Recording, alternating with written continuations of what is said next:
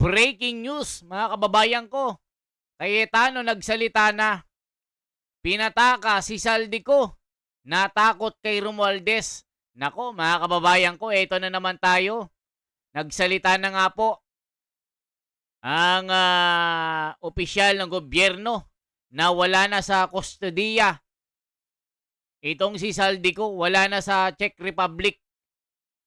Sabi naman ni Cayetano, pinatakas na ito. Natakot kay Romualdez. Pakinggan po natin ito, mga kababayan ako. Magugulat kayo dito. Sir, yung kay Senator Bato na ongoing ang ethics committee. So, klaruhin ko lang yung kay Senator Bato. Lahat ay gustong pumasok siya. Gusto ni Senator Bato pumasok. Ayaw niyang hindi pumasok. Gusto ng minority pumasok siya. Gusto ng majority pumasok siya. Anong problema? May threat sa kanya na walang assurance ang gobyerno na mapoprotektahan yung kanyang karapatan. So katulad ngayon po, pumasyal po kayo dito sa Taguig. Kahit anong tapang nyo po bilang media, kung credible yung threat na pag pumunta kayo dito, kukunin kayo, dadaling kayo sa Hague, pupunta ba kayo dito? Kung gusto nyo man pumunta, yung editor nyo mismo magsasabi, huwag kayong pumunta kasi pwede naman kayo mag-interview sa ibang lugar. So it is not by desire of Senator Bato na huwag siyang pumasok. So that's the difference. So kung may hindi pumupunta for another reason, inuna negosyo, tinatamad. Pero pagka may rason, di ba, may sakit, o kaya on official business, in this case, may threat eh. So, nagkaroon ng isang paglilinaw ang DOJ noon, but with all due respect, lalong lumabo. Kasi ang sinabi ng DOJ noon, ay may karapatan siya tumakbo sa korte at susundin yung korte. Pero in a nutshell, pinaraphrase ko lang. Pero ang sinabi din nila, may option din ang gobyerno na pag may warrant of arrest, arestuhin na lang siya tapos ipadala na siya doon. And then nag-announce yung ICC na meron silang tinatawag na secret warrant. Hindi po yun yung ating konstitusyon. Sa ating konstitusyon, huwes lang, judge lang ang pwede mag-issue ng warrant of arrest. Kaya kung may warrant of arrest galing sa abroad, dadaan pa dapat sa ating judge yun. Yun ang stand namin. Walang makapag-assure kay Senator Bato eh. So I talked to someone very close to him. Ang sabi, simple lang sir, ma-assure lang kami ng Philippine government na may day in court siya dito. Kahit arrestuin siya dito sa Pilipinas. Pero yung sasabihin, pwede siyang kunin tapos ipadala na lang sa ibang bansa, ay maninindigan siya. So the diba? threat is the arrest, Senator? Yes, I mean, that's from the start naman, di ba? Kasi nilabas nila na may warrant tapos may ganon, di ba? Oh. So I'm not judging what's right or wrong. I'm just giving you human nature. Di ba? Human nature. Kahit ang Secret Service, pag tingin nila may threat sa presidente, sa vice president, hindi nila papupuntahin doon.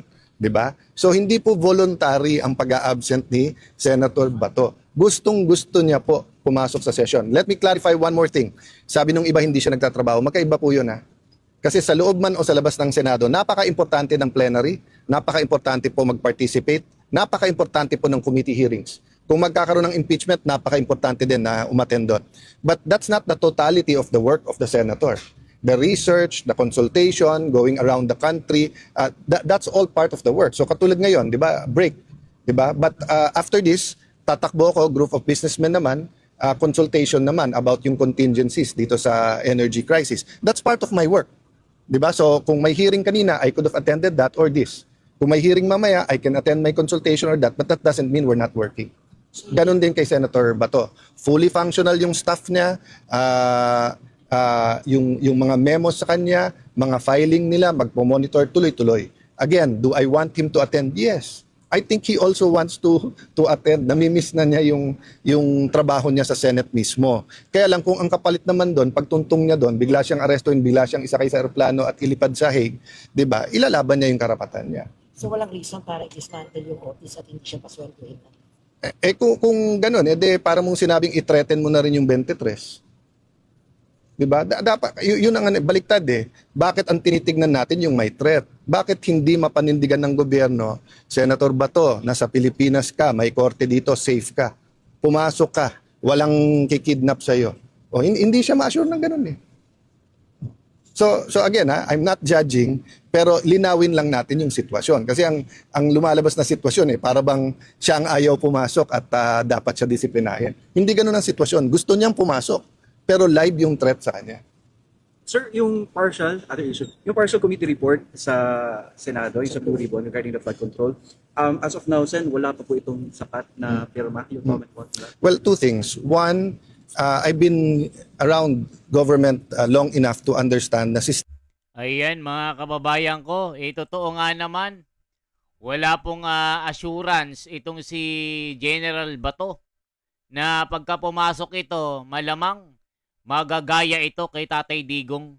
Yan po ang ginagawa ng admin ngayon, mga kababayan ko. Wala nang korte-korte. Bendalo lahat. Ganyan ang ginawa nila kay Tatay Digong.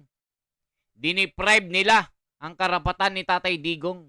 Hindi dinaan sa mga korte sa Pilipinas.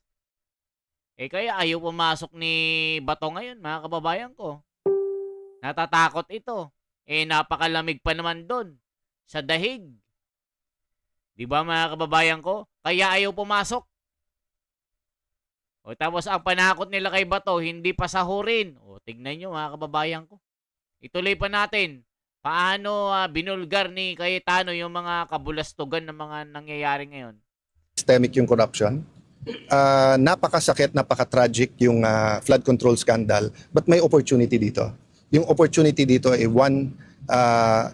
ang opportunity dito is yung hindi lang one time, big time, no, but to go to the root of the problem ng corruption sa Pilipinas and really address it. Ang unang naging problema is we didn't start with the truth.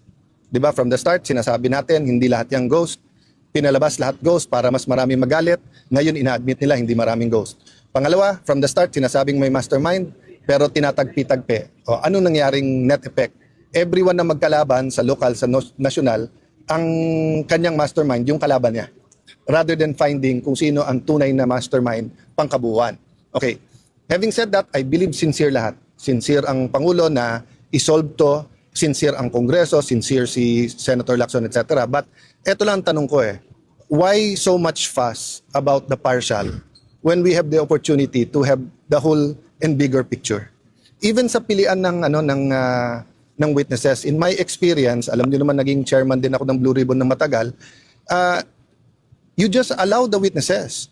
Then through cross-examination, through the questions, interpellations sa mga senador, makikita kung sinong sinungaling at hindi. Ang difference lang, noong 2007, nung kami, wala pa masyadong social media. So nandyan ang lens ninyo bilang journalist. So dino-double, triple, quadruple, fina-fact check nyo. Ngayon kasi, lahat may social media.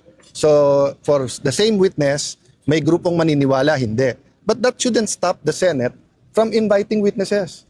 Kasi kung sasabihin natin, ang i-invite lang natin na witness ay credible, then number one, you're already prejudging.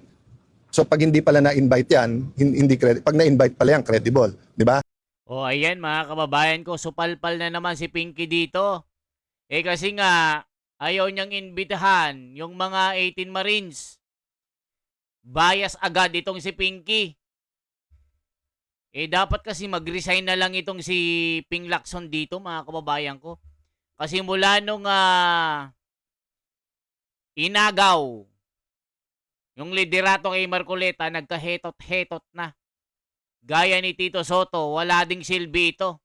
Kasi nakatanggap din ng maleta ito ayon po sa mga pasabog ng 18 Marines.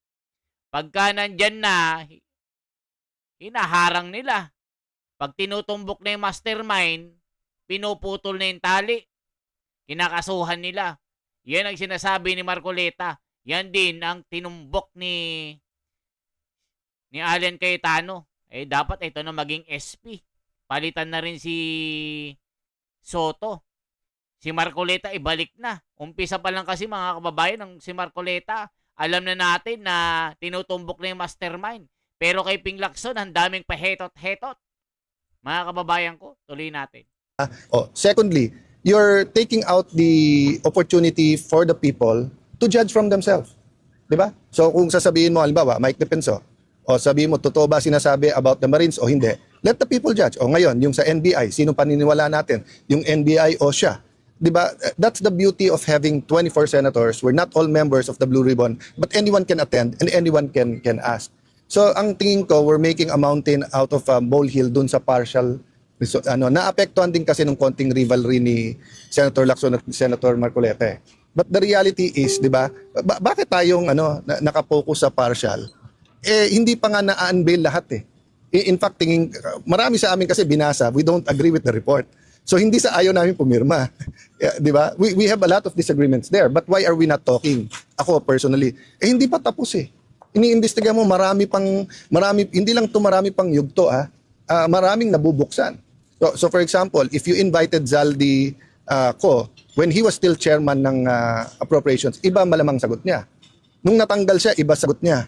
Nung bumaliktad at sinasabi na admin at hindi siya, iba na naman storya. Hindi ko alam pag nahuli at pumunta dito kung iba. So our effort should be get him there or get key witnesses like him to get him to the Senate and to the DOJ and to the Ombudsman.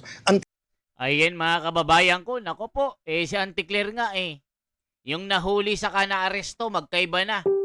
Magkaiba na ang sinasabi. Pagka na-aresto, nakot, na-stop.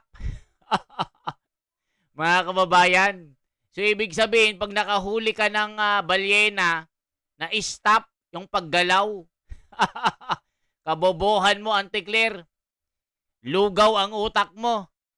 Iyan ang sinasabi ng taong bayan. Lulusutan hanggat may malulusutan. Binubudol mo ang tao dito. Hindi kami bobo. Yan ang sabi ng mga tao. Tuloy natin.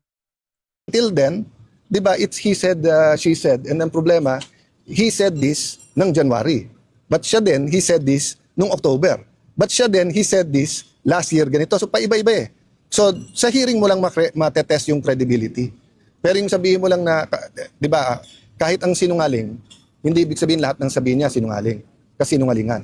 O kahit na yung pare, pastor, hindi pag nilagay mo dyan, 100% na sasabihin ay totoo. That's why you test them nga per statement.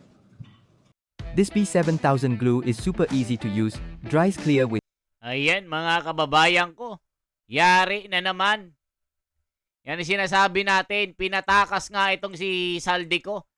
Mga kababayan ko, hala ka. So I'm hoping we will finish the investigation. But if you ask me my opinion, the whole truth will come out next administration pa. The same thing sa Duterte administration, whether you're pro o anti, kailan lumabas yung mas maraming katotohanan? During his administration or after? About Cory administration, whether mabango o hindi, kailan lumabas yung katotohanan? Nung panahon na ni FBR at saka ni ERAP, the reality is we're a very political society. And whoever tells the story gets has the resources, the human resources, the financial resources, the storytelling techniques, di ba? So sometimes time will tell or the better timing will tell you the whole of the story, di ba? So katulad ngayon, lumalabas ngayon, di ba? Pinupinterian natin 2025 budget, na tama naman. Pero lumalabas maraming ghost na sa 24 at 23. Pero hindi pa lumalabas ng husto, pero yun ang lumalabas.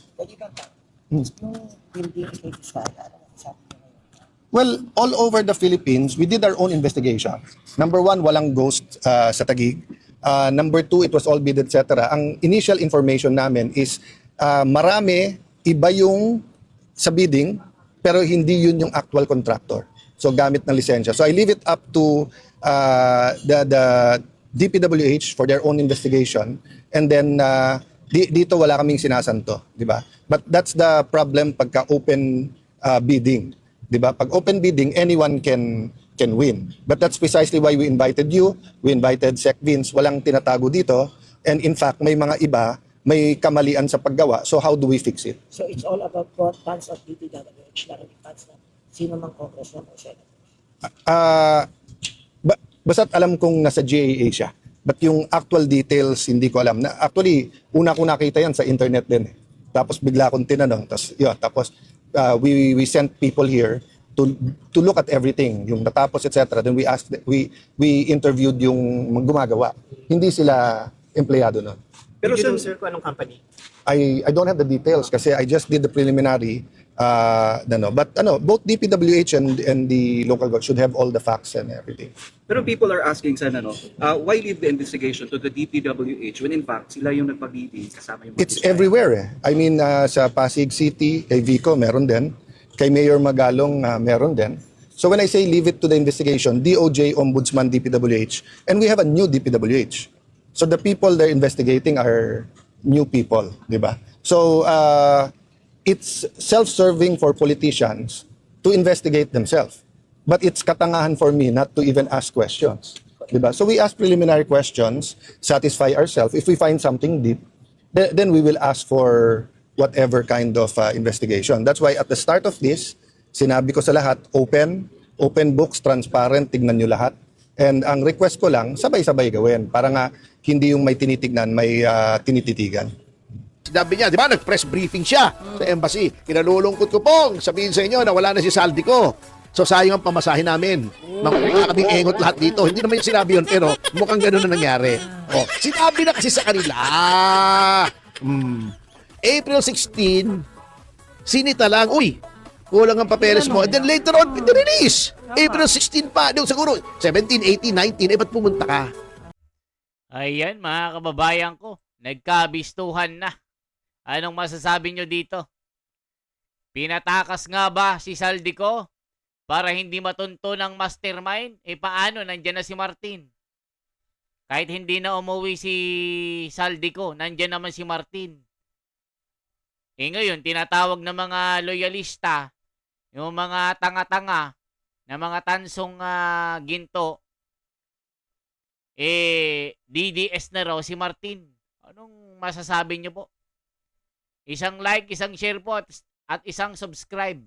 Salamat po mga kababayan. Mabuhay po.